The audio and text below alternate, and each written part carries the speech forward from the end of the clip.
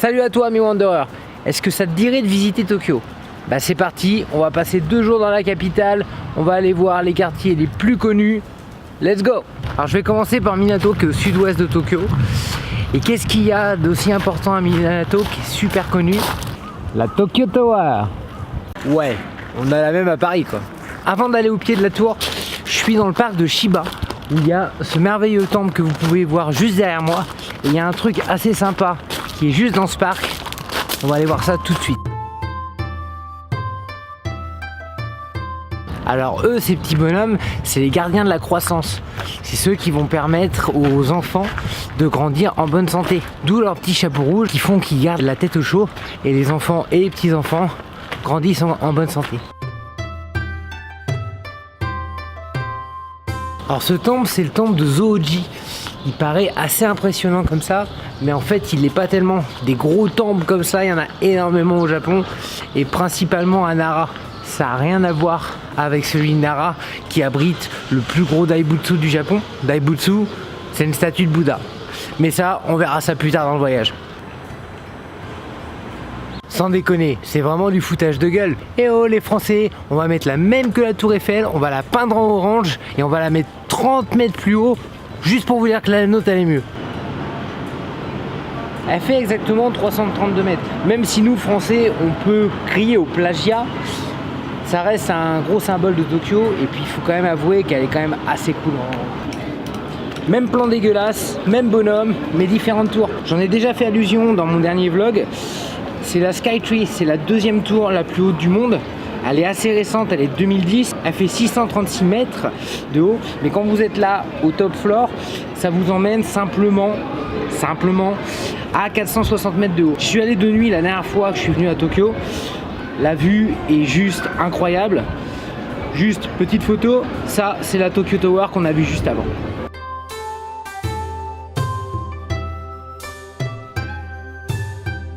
Apparemment c'est déjà le printemps ici. Le quartier de la tour est vraiment stylé, il est entouré de petits canaux comme ça. La tour est assez récente, elle a été construite en 2010. Ça a coûté plus de 65 milliards de yens, ce qui fait à peu près 600 millions de dollars. Il y a un gros centre commercial juste ici, il y a plein de choses, restaurants, shops, musées, il y a vraiment tout ce que vous voulez là-dedans.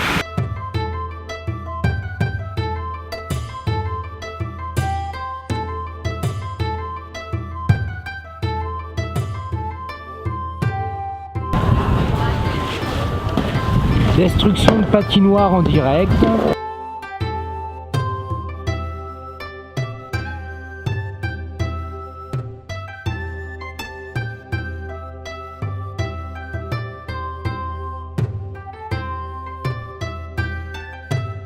Alors je suis maintenant au Sensoji Temple, au centre du quartier d'Asakusa, qui est le temple le plus connu de Tokyo, certainement.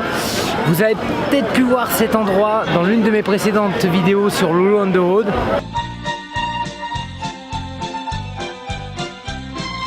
Ouais, fallait que je place de la danse, toujours. Du coup, on va aller voir le temple, mais avant, il faut passer par ce marché. Le temple est juste au bout là-bas. Le problème de ce marché, déjà, il y a beaucoup de monde, beaucoup de touristes, mais c'est surtout que c'est un enfer pour votre portefeuille.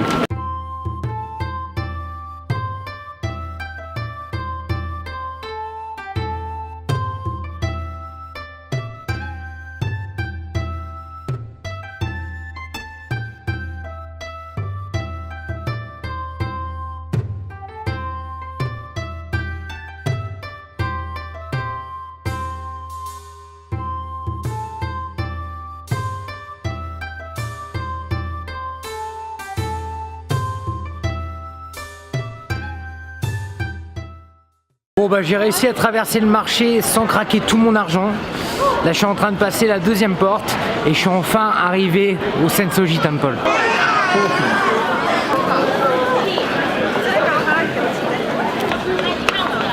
Alors Alors ceci n'est pas une croix gammée, c'est un ancien symbole bouddhiste qui existait bien avant que tonton Adolphe l'utilise pour faire toutes ces saloperies. Le problème qu'il y a avec ce signe, c'est que les Européens et les touristes pensent que c'est une croix gammée, et du coup, comme sur les cartes pour touristes, il y a ce genre de symbole pour signaler les temples sur la carte. Les gens sont offusqués et ils veulent les enlever. Chose qui est, à mon avis, très néfaste, parce que ça tue la culture, juste parce que les Européens sont pas assez ouverts d'esprit. Alors, et la tradition veut que quand on va au temple, pour prier, on utilise une pièce comme celle-ci. C'est une pièce de 5 yens qui représente simplement 4 centimes en euros, par exemple. Mais cette pièce en nickel avec un trou au milieu est la pièce porte-bonheur du Japon. Et c'est celle qu'on met dans le réceptacle au temple.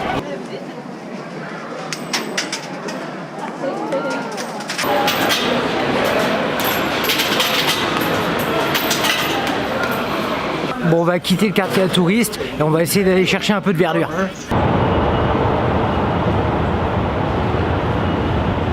Alors ça, c'est un truc auquel il faut vraiment faire gaffe dans le métro de Tokyo, parce qu'il y a des wagons réservés aux femmes. Et ça m'est arrivé une fois à Osaka, il y a 2 ans de ça, de me retrouver le seul mec dans un wagon de femmes, et tu te sens pas bien. Tu te sens pas bien du tout. Même si après un arrêt, je suis sorti et j'ai changé de wagon, tu te sens vraiment pas bien.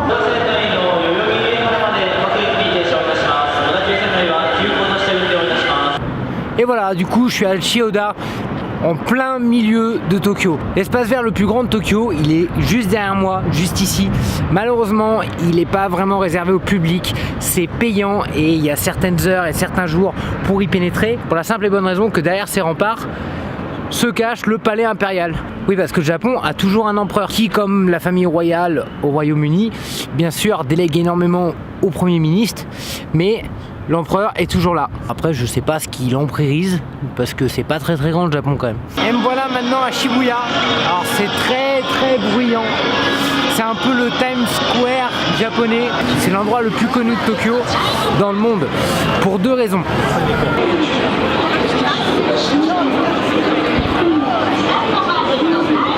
Pour cette statue-là, d'abord, alors c'est la statue du chien le plus connu au monde. C'est Hachiko. Tout le monde vient prendre des photos avec lui. C'est le point de ralliement à Shibuya, parce que c'est très grand. Du coup, les Japonais et d'ailleurs tout le monde se donne rendez-vous à cette statue parce que c'est vraiment le point de ralliement.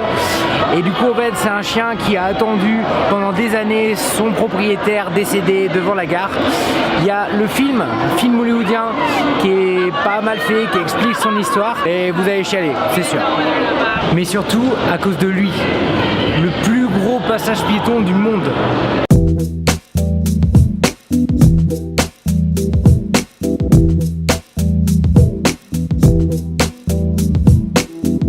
Allez, on va aller le traverser.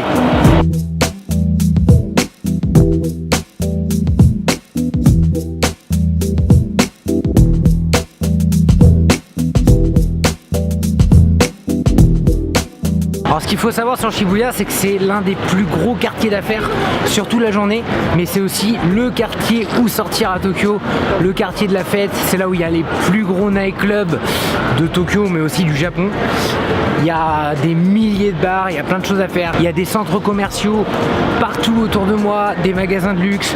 C'est l'endroit où venir, forcément. Après, c'est vrai que Shibuya représente le Tokyo moderne et technologique.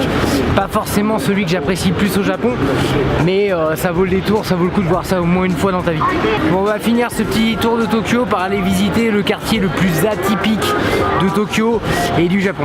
Akihabara, l'Electric Town, le temple des machines à boules, du jeu vidéo, des mangas et des maid cafés. Et avant que je parte au Japon, il y a 2 trucs qui m'ont réellement énervé. C'est les gens qui m'ont dit: bah, tu vas au Japon, qu'est-ce que tu vas faire chez les Chinois? Alors là, on est bien sur un 8 sur 10 sur l'échelle de l'énervement. Et la pire chose, c'est: ah, le Japon, tu vas aller manger du chat. Alors ça m'énerve, mais ça m'énerve. Le chat a une grande importance dans la culture japonaise, déjà parce qu'ils adorent ça, ils en ont énormément. C'est même un symbole, le manakineko. Vous connaissez tous le chat à l'entrée des restaurants qui est censé faire entrer le client et l'argent dans le portefeuille. Mais aussi, ils ont des 4 cafés. Les 4 cafés, c'est des endroits où tu peux venir te ressourcer et t'amuser avec des chats. Et on y va tout de suite.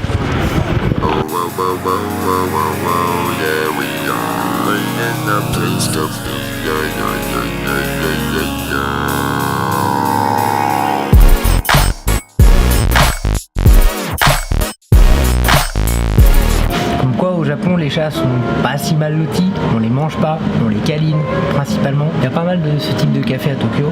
Les Japonais travaillent énormément, du coup ils viennent se ressourcer et câliner certains de ces grosses boules de poils. Et puis de la même façon, comme ils travaillent beaucoup, ils peuvent pas forcément se permettre d'avoir des animaux chez eux et de les laisser tout seuls toute la journée.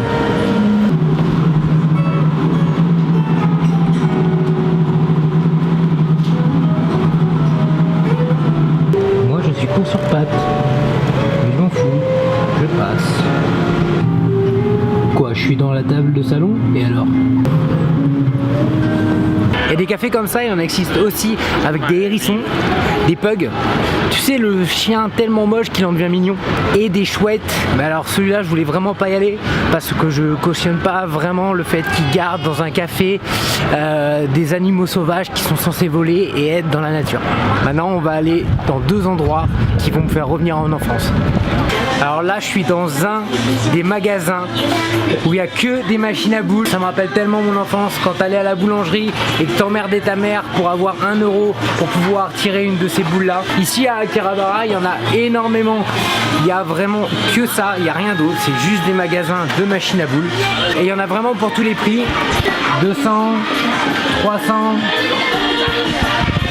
400 yens. Alors bien sûr, il y a les figurines de manga. Et aussi des animaux tout mignons. Chou kawaii desu ne.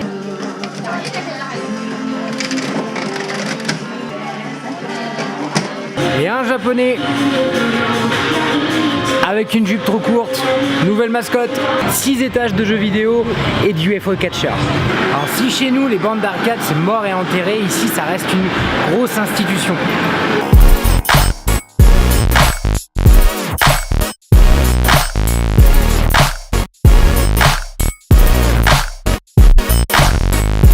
Celui-là il me le faut. Non. Tant pis, ça sera pour la prochaine fois. Bon, on va finir ce vlog par Don Quijote. Imagine-toi la foire fouille sur 6 étages avec que des trucs complètement what the fuck faits par des Japonais.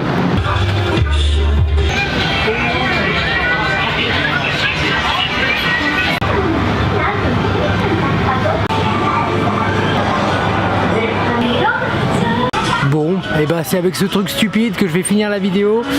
C'était un tour rapide de Tokyo. On y reviendra dans les mois à venir, forcément. Demain matin, je m'envole vers Hokkaido, l'île du Nord. Il va faire froid, il va y avoir de la neige, ça va être cool. Ça va être une vraie découverte pour moi parce que j'y suis encore jamais allé. Tokyo, je connaissais déjà un petit peu. Je laisse tes libères te dire tout ce qu'il faut. Le pouce bleu, s'abonner à la chaîne, tout ça. Matane. T'abonner à la chaîne.